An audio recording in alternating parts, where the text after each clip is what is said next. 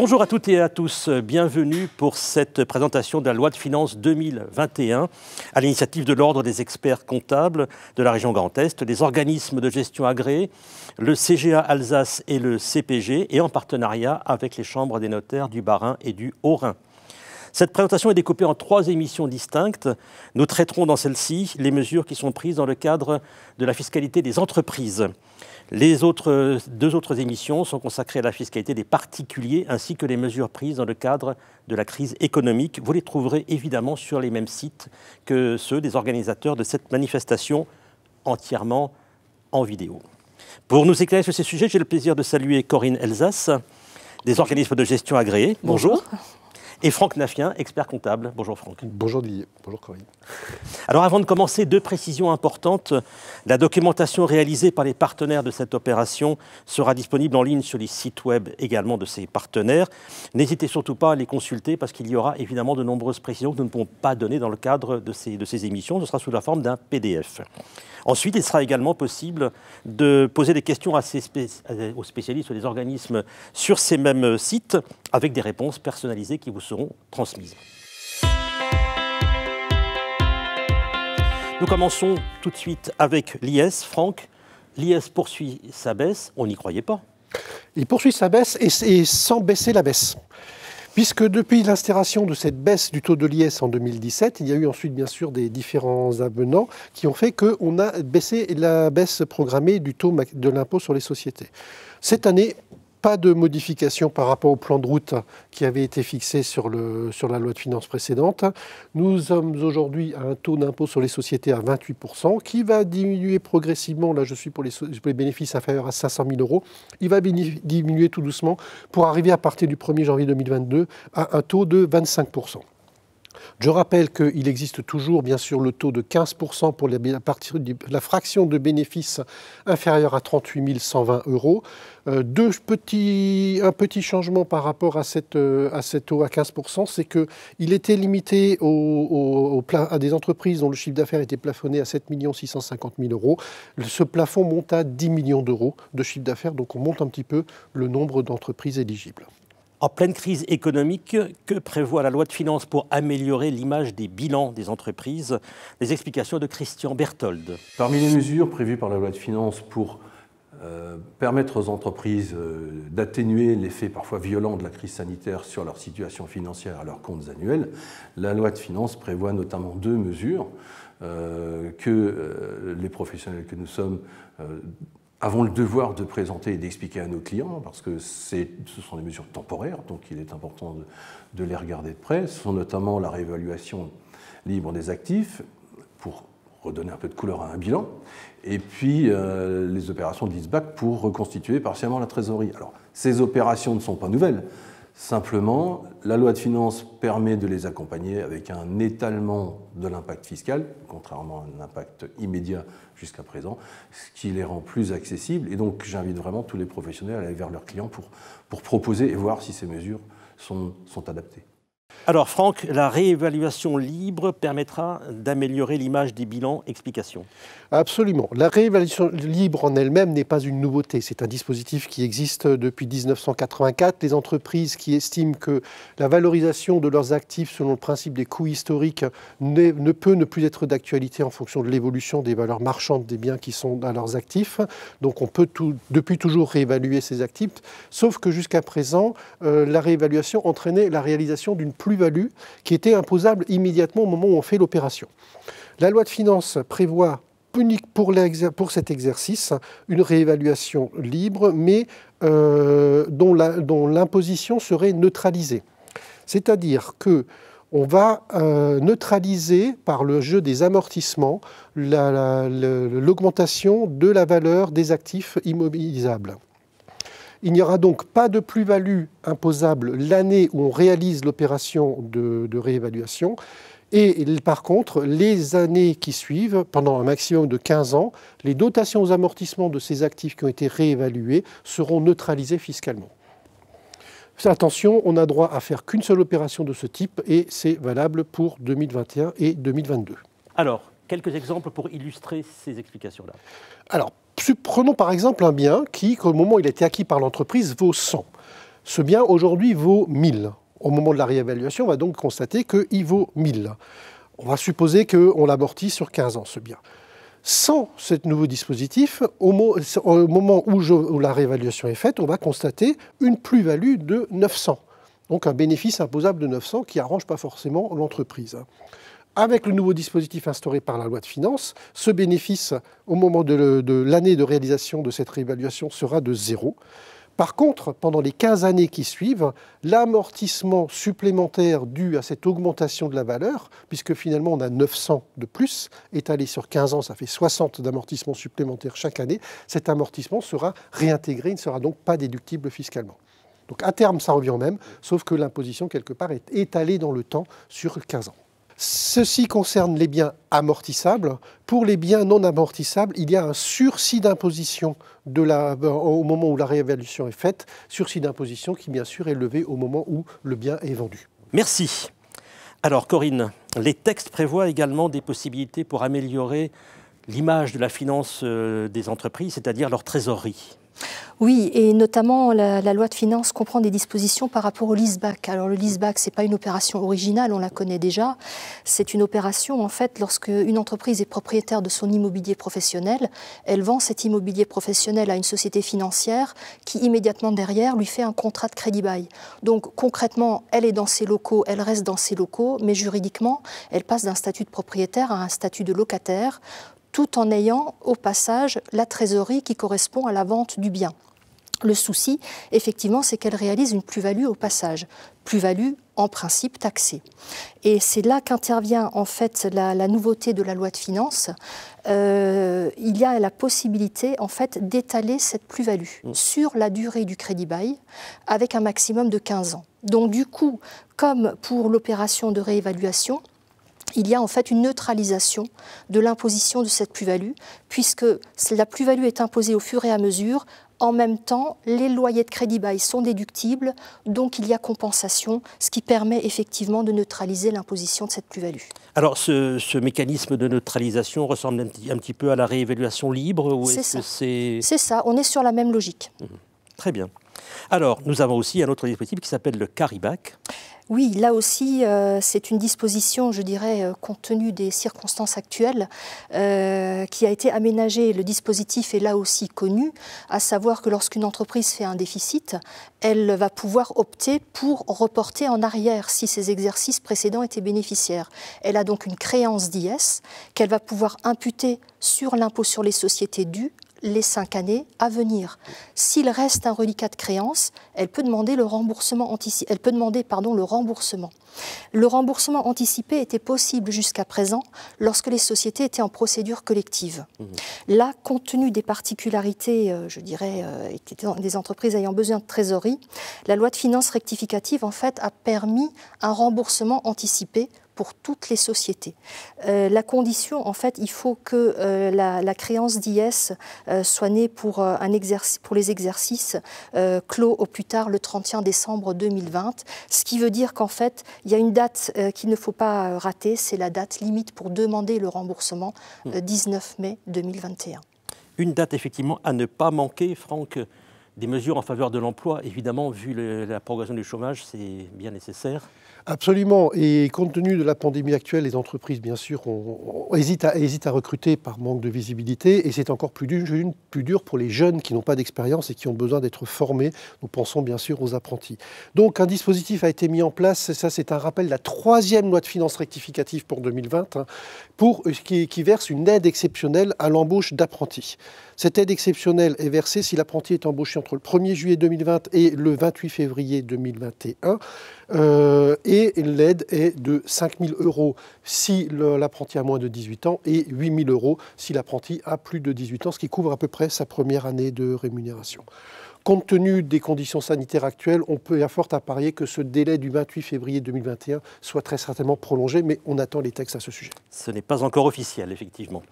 Alors nous changeons de sujet. La prochaine thématique concerne directement les organismes de gestion agréés.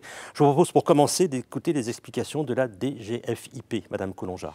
La loi de finances 2021 a prévu la suppression de la majoration de 25% pour les indépendants qui n'étaient pas adhérents à des des organismes agréés, à des organismes de gestion agréés, des EGA. Ces 25% de majoration vont être supprimés progressivement sur 3 ans. Alors, ça passera à un 20 au titre de 2020, un 15 au titre de 2021 et un 10 au titre de 2022. Ça va permettre pendant ces 3 ans aussi bien aux organismes agréés de pouvoir revoir leur modèle économique qu'à l'administration fiscale de pouvoir supporter l'impact financier que va représenter cette nouveauté de la loi de finances 2021. Et maintenant, dans la foulée, les commentaires des présidents des OGA. La diminution sur 3 ans, progressive, de la majoration du bénéfice pour les non-adhérents des OGA, met bien sûr en péril la situation des OGA. Pourquoi ?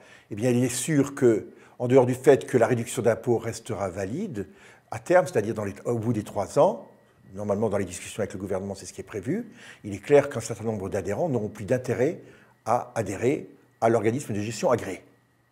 Et c'est dommage, parce que ces OGA participent de la sécurité et du civisme fiscal, participent également à la formation et à l'information, et sont dans un système que j'appelle le triptyque vertueux, entre l'organisme de gestion agréé, l'expert comptable et l'adhérent, bien sûr, qui est au cœur du système. Et je trouve que l'adhérent y trouve parfaitement son compte, c'est-à-dire l'entreprise, parce que c'est de l'entreprise dont il faut parler. Je ne suis pas sûr que cette réforme induise tant d'économies pour les entreprises que ça a été dit. Je demande aux entreprises adhérentes de ne pas paniquer, de ne pas quitter les OGA, pour une raison, c'est qu'il y a des voies qui sont en cours avec le gouvernement pour trouver des solutions qui rendent pérennes ces OGA. Mais à une condition que j'ai fixée, ou en fait plutôt à 2 conditions que j'ai fixées. Premièrement, que ces organismes de gestion agréés continuent à être utiles aux entreprises, principe d'utilité au cœur de notre fonction, mais également que le périmètre d'intervention des organismes de gestion agréés ne mange pas, n'entrave pas celui des experts comptables. Concernant l'évolution des organismes de gestion agréés, il est vrai que la loi de finances prévoit la disparition progressive de l'avantage que les adhérents aux organismes de gestion agréés avaient, puisqu'ils n'étaient pas pénalisés par cette fameuse majoration de 25% qui était, je dirais, applicable jusqu'à ce jour. Alors, évidemment, ces organismes sont aujourd'hui en pleine réflexion, soit pour modifier leur business model, pour trouver des missions ou des services complémentaires ou de substitution. Et évidemment, dans la mesure où nous avons toujours travaillé, du moins en Alsace, en bonne entente avec les organismes de gestion agréés, il est clair que l'Ordre des experts comptables les accompagnera dans cette évolution. Alors Corinne, on a entendu toutes les explications. En clair, pas de précipitation pour les clients des OGA, on garde quand même encore les bonnes habitudes de rester dans les organismes. Absolument, parce qu'en fait, la fin de l'avantage fiscal n'est pas immédiat. Donc, même si l'avantage fiscal est dégressif, pour le moment, les professionnels qui sont adhérents des OGA ont intérêt à le rester. Sinon, ils vont avoir néanmoins une pénalisation une pénalisation fiscale. Et surtout, en fait, pour les personnes qui démarrent au courant de l'année 2021, il y a toujours encore un intérêt à les faire adhérer à un organisme agréé. Sinon, pareil, ils vont subir une majoration, même si elle n'est plus de 1,25, mais ce sera toujours encore une majoration. Donc, effectivement, pas de précipitation. Et autre point, pour les entreprises, pour les professionnels, en fait, qui optent pour un régime réel d'imposition, la réduction d'impôt pour frais de comptabilité, celle-là, elle est inchangée pour le moment. Merci. Franck, c'est des mots qu'on aime bien dans ces lois de finances. La prorogation de régime d'exonération. Absolument. Et en bref, s'il vous plaît. Alors, très bref, mais une petite liste à la Prévert quand même. Différents régimes d'exonération qui sont prorogés du 31 décembre 2020 au 31 décembre 2022. Donc, on n'aura plus besoin d'en reparler à la prochaine loi de finances. Ça concerne les zones franches urbaines, ZFU, les zones de redynamisation rurale, ZRR, les zones d'aide à finalité régionale, les ZAFR, les zones de développement prioritaire, ZDP, et la meilleure pour la fin, zone d'aide à l'investissement des PME, les ZAIPME. D'autres prorogations? D'autres petites prolongations qui sont toujours les bienvenues. Alors, le suramortissement en faveur des véhicules peu polluants, qui se terminait le 31 décembre 2021, prorogé jusqu'en 2024. Pareil, alors ça, nous sommes beaucoup concernés en Alsace pour le suramortissement en faveur des navires et des bateaux. Jusqu'au 31 décembre 2024, pareil. Reprise d'entreprise en difficulté, prorogation également du 31 décembre 2020, prorogé au 31 décembre 2021. Le crédit d'impôt cinéma étranger, qui devait s'arrêter au 31 décembre 2022, prorogé jusqu'au 31 décembre 2024. Et une petite dernière, la réduction d'impôt pour mise à disposition d'une flotte de vélos, qui devait s'arrêter au 31 décembre 2021 et qui va prolonger jusqu'au 31 décembre 2024. Et là, cette flotte-là nous concerne un petit peu plus en Alsace. Un petit peu plus, absolument. Alors, l'intégration fiscale se trouve, comme d'habitude, dans la loi de finances. Franck, quelques explications? Tout à fait. L'intégration fiscale, c'est donc quand une société mère paye l'impôt pour toutes ses filles, et il y a un seul contribuable. Cette année, en fait, le problème, c'est toujours le report des pertes des filiales, qui n'est pas toujours possible. La loi de finances élargit le champ d'application des pertes en ouvrant la possibilité pour la mère de déduire à la fois les pertes antérieures des filiales, mais également les déficits des anciennes sociétés mères qui étaient préalablement absorbés. Alors, il y a également des crédits, réduction d'impôts en faveur du mécénat d'entreprise, de la rénovation énergétique, le crédit impôt recherche qui font l'objet d'aménagements. Je vous invite à en prendre connaissance dans le détail dans le PDF qui est à votre disposition sur les sites des partenaires organisateurs de cette conférence. Quand même, peut-être deux mots, Franck, à propos du crédit d'impôt agriculture et quelques secteurs culturels qui sont un peu des nouveautés. Voilà, alors là, cette fois-ci, c'est le volet écologique de la loi de finances, puisqu'il y a un volet crise sanitaire et un volet écologie. C'est un peu les deux orientations principales de cette loi de finances. Crédit d'impôt agriculture, donc un crédit d'impôt pour l'agriculture biologique de 3 500 €. Si 40% au moins des recettes sont réalisées, des recettes agricoles relèvent d'un mode de production biologique. Une augmentation également du crédit d'impôt haute valeur environnementale pour les entreprises certifiées HVE, haute valeur environnementale, qui pour l'instant est de 2 500 €. Et pour finir également un autre crédit d'impôt qui est créé, le crédit d'impôt glyphosate, qui est en fait de 2 500 €, et qui est si l'année d'utilisation, le fin d'utilisation de tels produits est en 2021 ou en 2022. D'autres petits secteurs qui ont toujours leur crédit d'impôt, musique, théâtre, spectacle, cinéma, presse. Nous n'étalerons pas plus sur ces petits détails. On les a dans la loi de finances. Merci Franck. Nous changeons de sujet pour passer à un gros morceau de notre émission, les mesures relatives à la TVA. Alors Franck, avec vous, on va quand même passer sur une des grandes surprises de la loi de finances 2021. Il y en a. Il y en a une, ils ont réussi à nous surprendre parce qu'on ne l'attendait pas du tout, celle-ci, le régime des offres complexes. Alors, il s'agit en fait d'une transposition d'une directive européenne qui consiste à considérer comme complexe une opération, bien sûr, réalisée dans un autre pays de l'Union européenne, mais dont l'opération relèverait de plusieurs taux de TVA différents. La question est quel taux de TVA appliquer ? La directive européenne, qui est reprise dans notre droit maintenant par la loi de finances, dit qu'il faut prendre le taux de TVA de l'opération principale. Jusque-là, ça a l'air assez simple. Mais que se passe-t-il quand il y a plusieurs opérations principales qui relèvent de plusieurs taux de TVA? Là, ça devient un petit peu plus compliqué. Donc la loi de finances, maintenant, nous arrange les choses et dit, c'est très simple, on prend le taux de TVA le plus élevé pour tout. Alors Corinne, il y a également des règles qui sont modifiées à propos du régime de TVA du commerce électronique. Oui, effectivement, c'est une réforme qui figurait dans la loi de finances pour 2020. Les règles ne sont pas modifiées, mais par contre, l'entrée en vigueur est repoussée. L'entrée en vigueur était prévue au 1er janvier 2021. Ça a été repoussé de 6 mois, 1er juillet 2021. La facture électronique se profile à l'horizon 2023, c'est-à-dire demain matin, pour être franc. Des précisions. La loi de finances pour 2020 avait déjà indiqué que la facturation électronique deviendrait obligatoire sur une période de 2023 à 2025. La loi de finances 2021 donne en fait plus de réactivité à l'administration fiscale en lui donnant la possibilité de prendre des ordonnances qui permettent notamment de généraliser ce recours à cette facture électronique et qui créent également des obligations de télétransmission dématérialisée auprès de l'administration fiscale pour les factures qui, elles, ne sont pas électroniques.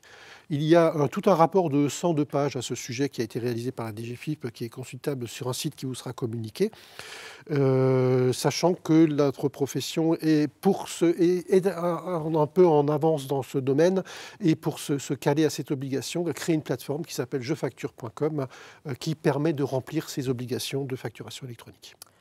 Cela méritait d'être précisé.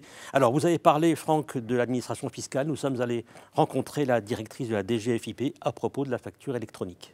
Et nous l'écoutons. La facturation électronique va être imposée à tous progressivement en fonction de la taille des entreprises entre 2023 et 2025.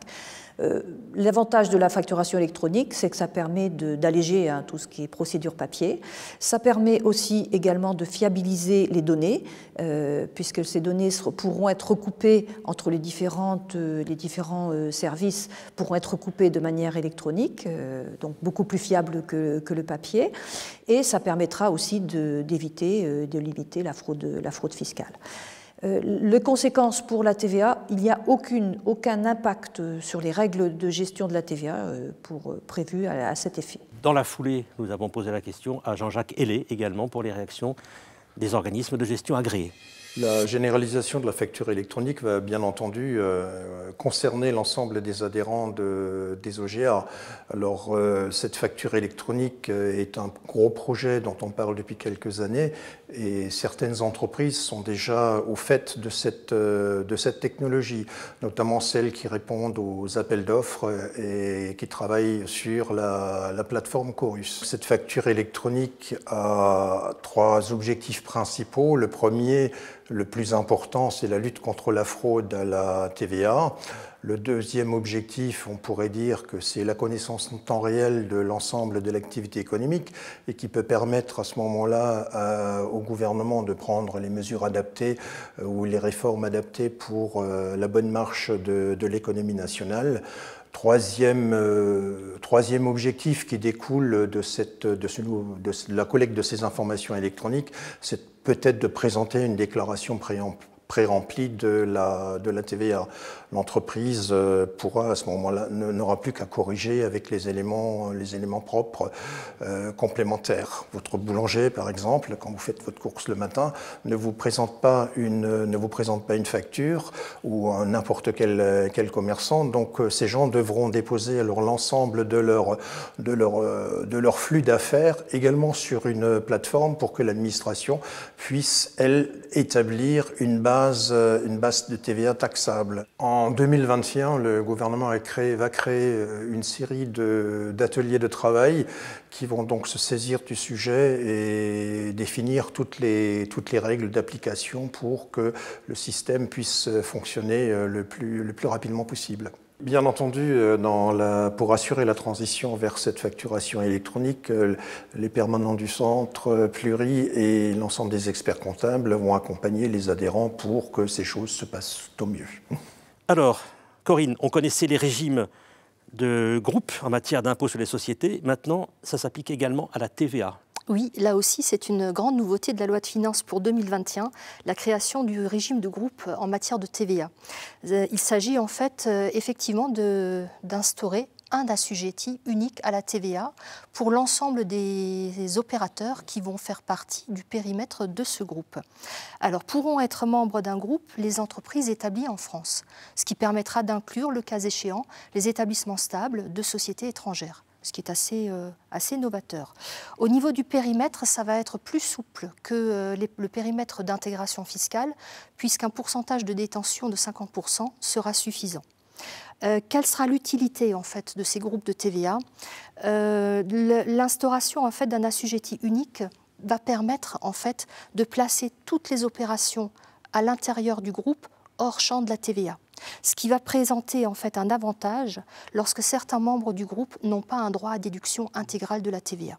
Alors tout ça demande à être réfléchi pour voir s'il y a intérêt ou non d'instaurer un tel groupe.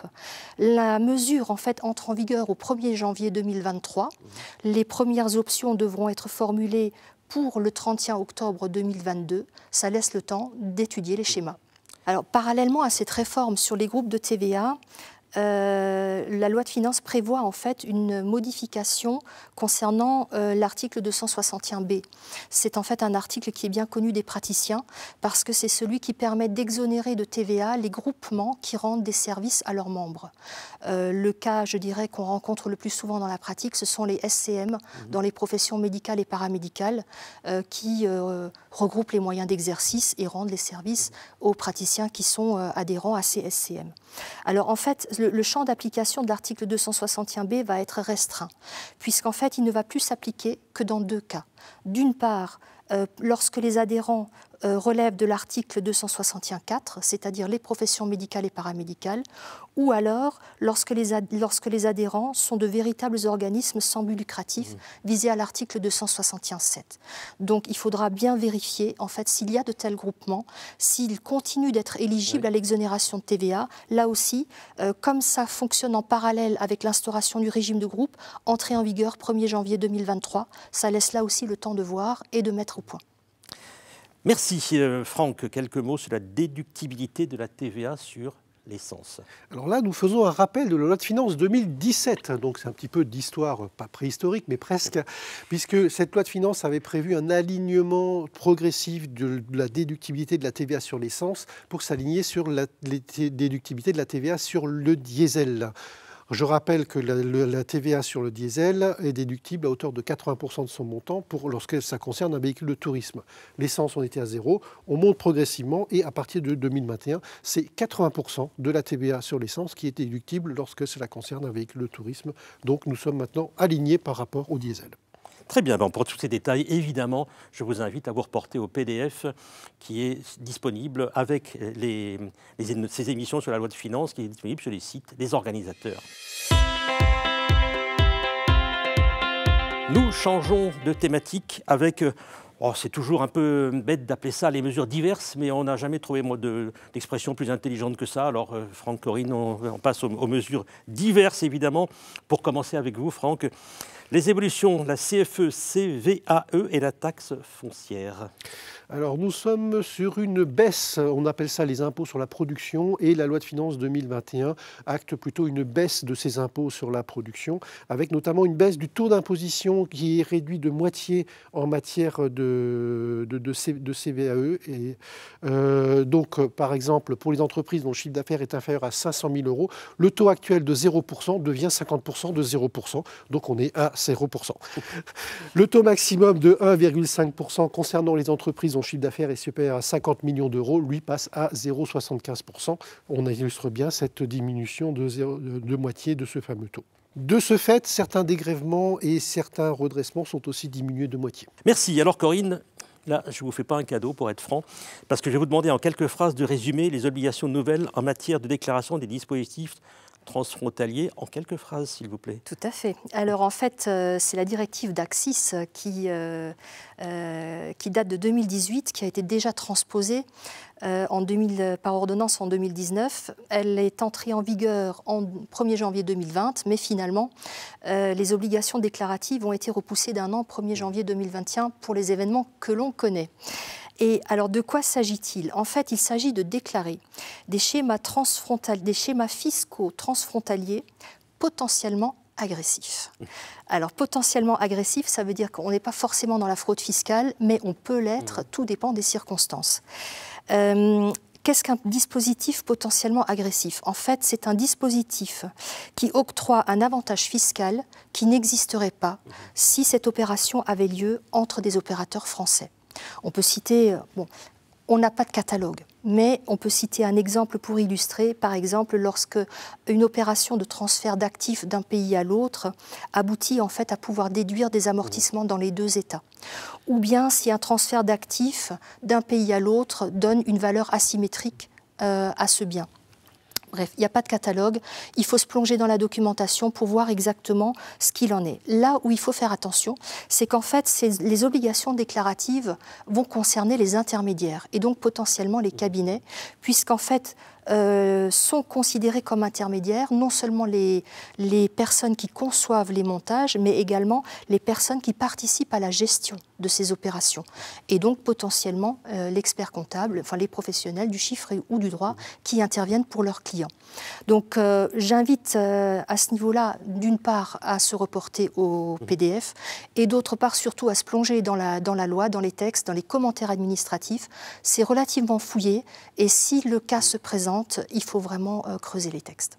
Merci, vous avez bien accompli votre mission et respirer, inspirer profondément pour se sortir de cette étape cruciale. Encore 2 informations en bref avec vous, Franck, sur l'enregistrement d'actes et d'opérations portant sur les sociétés. Nous poursuivons la politique de simplification de vie des entreprises et notamment en augmentant chaque année le nombre d'actes qui n'ont plus besoin d'être enregistrés préalablement à la réalisation d'une opération. Nous sommes bien sûr dans du juridique. Cette année, donc, les actes qui n'ont plus besoin d'être enregistrés, c'est tout ce qui concerne les augmentations de capital en numéraire ou par incorporation de réserve, les réductions de capital, les formations de GIE et les amortissements de capital. Tout ceci vient s'ajouter à aux listes précédentes d'actes qui n'ont plus besoin d'être enregistrés. Autre dispositif concernant l'enregistrement des actes et des opérations, c'est la chronologie des faits. Jusqu'à présent, lorsqu'il y avait un acte qui devait être enregistré, il fallait d'abord l'enregistrer auprès de l'administration fiscale, attendre le retour de l'enregistrement de l'administration fiscale pour ensuite le déposer au greffe du tribunal pour pouvoir faire la formalité d'enregistrement. Désormais, les greffes de tribunaux peuvent traiter la formalité d'enregistrement, la formalité juridique liée à cet acte, sans attendre le retour d'enregistrement de la part de l'administration fiscale. Une autre mesure pour nous simplifier la chose, il y a de plus en plus d'actes sous seing privé et donc qui sont signés électroniquement. Ces actes maintenant peuvent également être enregistrés. La signature électronique valant original sont concernés les actes sous seing privé présentés à l'enregistrement à partir du 1er janvier 2021 avec une exclusion quand même pour les actes concernant les immeubles, les droits immobiliers ou certains fonds de commerce. On nous simplifie les choses. Bonne nouvelle, merci Franck. Alors, autre bonne nouvelle, Corinne Mattan, on va pouvoir venir en véhicule professionnel au boulot, enfin professionnel, en trottinette électrique au boulot. On n'est plus obligé d'avoir une Porsche Cayenne. Ah ben non, c'est formidable. Alors on pouvait déjà venir en trottinette électrique, mais la nouveauté, c'est que dorénavant, disons à partir du 1er janvier 2021, la trottinette électrique va faire partie du forfait mobilité durable. Puisqu'en fait, le texte a maintenant été rédigé de manière relativement large, rentre dans le forfait mobilité durable.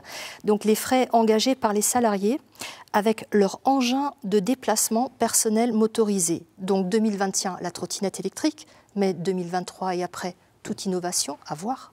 On va suivre tout ça. Merci Corinne, merci Franck pour ces explications sur ce chapitre. Et nous allons rentrer dans une nouvelle thématique. Alors la thématique suivante, c'est évidemment un passage obligé dans toute présentation de loi de finances, c'est le contrôle fiscal. Évidemment, on ne peut quand même pas s'en priver. Alors Franck, une série d'informations sur ce thème. Alors, toujours dans la même lignée des lois de finances précédentes, avec une relation de confiance accrue entre l'administration fiscale pour rendre le contrôle fiscal moins traumatisant. C'est vraiment la volonté de l'administration fiscale. Et notamment, cette fois-ci, une prise de position où l'administration fiscale souhaite se positionner comme conseil des entreprises. Et elle cible, pour commencer déjà, les ETI, entreprises de taille intermédiaire, et les grandes entreprises, en précisant que ces entreprises peuvent contacter l'administration fiscale pour avis, pour conseil, et l'administration fiscale leur répondra en qualité de conseil et non plus pas en tant que censeur. C'est effectivement une nouveauté. Il y a également des nouveautés concernant les PME qui sont un peu plus notre cœur de cible, si j'ose dire. Alors pour les PME, eh bien, nous allons appliquer la loi ESSOC qui permet en fait de réparer des erreurs qui auraient été commises. Et à partir du moment où une erreur est réparée spontanément, les intérêts de retard sont réduits de 50% et les droits dus ne sont pas majorés. Donc on a un droit à l'erreur qui est accru et qui sera moins traumatisant effectivement pour les entreprises. C'est également une nouveauté. Absolument. Autre élément, les pénalités. Parfois, il y a bien des pénalités, des majorations des intérêts de retard, notamment en cas de manquement délibéré, de manœuvres frauduleuses ou de bonne foi. Ces pénalités sont de 80 à 30% en cas de manœuvre frauduleuse. Elles sont ramenées de 40 à 15% en cas de manquement délibéré. Et lorsqu'elles sont de bonne foi, elles peuvent même être ramenées de 10 à 0%. Alors, Corinne, on va également voir des nouveautés à propos de l'URSSAF qui se rapproche encore un peu plus de la DGFiP. Absolument. L'URSSAF transmet des informations annuellement à l'administration fiscale. C'est le cas déjà pour plusieurs secteurs, notamment pour le secteur des professionnels de santé, pour ce qui concerne les micro-entrepreneurs, les bénéficiaires d'aides publiques, etc. Le champ d'application de ces transmissions de données est étendu. Sont à présent concernés en fait les éléments d'imposition des travailleurs indépendants. Donc ça concerne beaucoup de monde, et également les éléments relatifs au crédit d'impôt des particuliers employeurs, donc CESU, page emploi, etc. Voilà, donc ça va s'appliquer. Également pour ça. Et ça fait beaucoup de monde, effectivement. Alors au détour des dispositions de la loi de finances, nous avons aussi, pas découvert, mais en tout cas eu des précisions sur l'examen de conformité fiscale. On va entendre des interviews tout à l'heure de spécialistes, mais avant ça, quelques précisions et explications, Corinne. Alors, c'est une nouvelle mission qui est ouverte en fait aux professionnels du chiffre et du droit. Les décrets d'application viennent de sortir, là, en janvier 2021.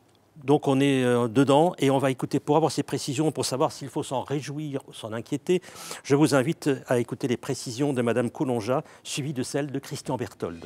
L'examen de conformité fiscale, c'est une nouvelle sécurité, une sécurité juridique et fiscale pour les entreprises qui vient compléter le dispositif déjà mis en place par la loi ESSOC, l'État pour une société de confiance. Donc ça complète et le droit à l'erreur et l'accompagnement fiscal des entreprises. Voilà. Donc cet examen est fait pour toutes les entreprises, quel que soit leur régime juridique et quel que soit leur secteur d'activité. Et il est assuré par un professionnel du chiffre ou du droit. C'est un contrat entre un client qui est l'entreprise et un prestataire qui est le professionnel du chiffre qui lui propose cette prestation. En pratique, donc c'est soit le professionnel propose cet examen à son client, soit le client le demande. Ça se passe avec le professionnel regarde une dizaine de points suivant un chemin d'audit qui a été prédéfini et fait un compte-rendu de mission. Ce compte-rendu de mission certifie, valide les points, la dizaine de points, ou demande s'il y a une mauvaise interprétation, une erreur ou une mauvaise interprétation de la part de l'entreprise, le prestataire demande à l'entreprise de régulariser. Le plus gros avantage pour l'entreprise, c'est d'avoir une garantie juridique en cas de contrôle notamment. Ça la préserve de certains risques fiscaux sur des points courants. Donc en cas de contrôle fiscal, si jamais l'administration fiscale relève une anomalie sur un point qui a été certifié par le professionnel, par le comptable ou l'expert comptable, il n'y aura pas de pénalité. Mais c'est également un avantage économique et vis-à-vis de ses partenaires, parce que ça lui permet de présenter des comptes qui sont fiables, et que ce soit ses partenaires, que ce soit les banquiers, que ce soit ses clients ou ses fournisseurs, c'est une attestation que sa comptabilité est fiable et sûre. L'administration fiscale nous demande, experts comptables notamment, mais aussi commissaires aux comptes, éventuellement avocats et organismes de gestion agréés, d'attester de la conformité fiscale des entreprises qui en font la demande. Alors cette nouvelle mission dont les décrets, les arrêtés ont été publiés le 13 janvier, fait que elle est aujourd'hui possiblement mise en œuvre. Je dirais simplement que cet examen, qui est, je le répète, fait à la demande de l'entreprise, ce n'est pas une obligation, n'exonère pas, il faut le dire quand même, l'entreprise d'une éventuelle vérification fiscale, ni même potentiellement de redressement sur les points qui ont été attestés. Alors, c'est une mission qui a fait l'objet de longues discussions avec l'administration fiscale, entre l'ordre des experts comptables, la compagnie des commissaires aux comptes, pour en définir les contours. Aujourd'hui, ces contours sont définis par les décrets qui ont été publiés. Je dirais simplement que les professionnels doivent prendre cette mission, je dirais, avec prudence, compte tenu des possibles mises en responsabilité, et qu'on verra à l'avenir si elle prend vraiment son essor. Alors, nous changeons de sujet. C'est reparti pour des informations. En bref, Corinne Franck, je vous laisse reprendre la main sur les procédures de recouvrement forcé. Que faut-il en retenir en peu de phrases? D'abord, une baisse des taux d'intérêt. L'intérêt de retard qui est facturé et qui était jusqu'à présent de 0,4% par mois est ramené, et ça c'est la deuxième loi de finances pour 2017 qui avait acté cette baisse mais qui est maintenant confirmée et surtout prolongée. Le taux est ramené à 0,2% par mois. La loi de finances pour 2021 pérennise ce taux. Bonne nouvelle pour le contribuable. Encore autre chose, l'harmonisation des procédures du recouvrement? Alors, là aussi, une règle qui finalement ne fait que constater ce qui était pratiqué, mais qui maintenant l'acte, à savoir que quand on était en retard et que l'on payait une certaine somme, jusqu'à présent, l'administration fiscale imputait cette somme par tiers entre les droits en eux-mêmes, les sanctions et les intérêts de retard. Désormais, il y a un ordre d'imputation des sommes versées et les sommes versées sont imputées en priorité aux droits réclamés.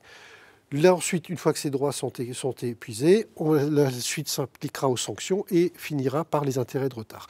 Ce qui va permettre en fait de réduire les intérêts de retard puisqu'on diminue plus rapidement le principal.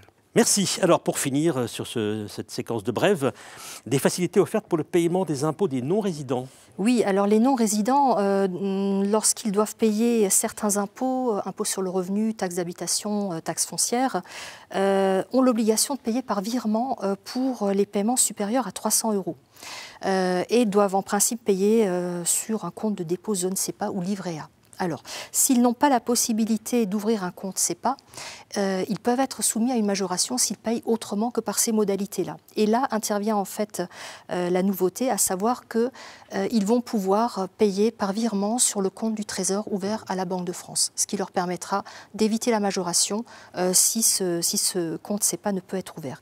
La liste va être établie, donc là aussi il faudra regarder au niveau de la documentation les pays qui seront concernés. Merci beaucoup. Voilà, mesdames, messieurs, c'est la fin de l'émission consacrée à la fiscalité des entreprises dans le cadre des émissions sur la loi de finances 2021. Je vous invite, dans un premier temps, on en a déjà parlé à plusieurs reprises, mais on ne dira jamais assez, à consulter le PDF qui est à votre disposition sur les sites des organisateurs de cette série de conférences, de cette série d'émissions cette année. Je vous invite évidemment aussi à consulter les autres émissions, celles consacrées à la fiscalité des particuliers, ainsi que les mesures prises dans le cadre de la crise économique que nous vivons tous actuellement. Je vous remercie pour votre attention, je vous souhaite une très bonne fin de journée et vous dis à très bientôt.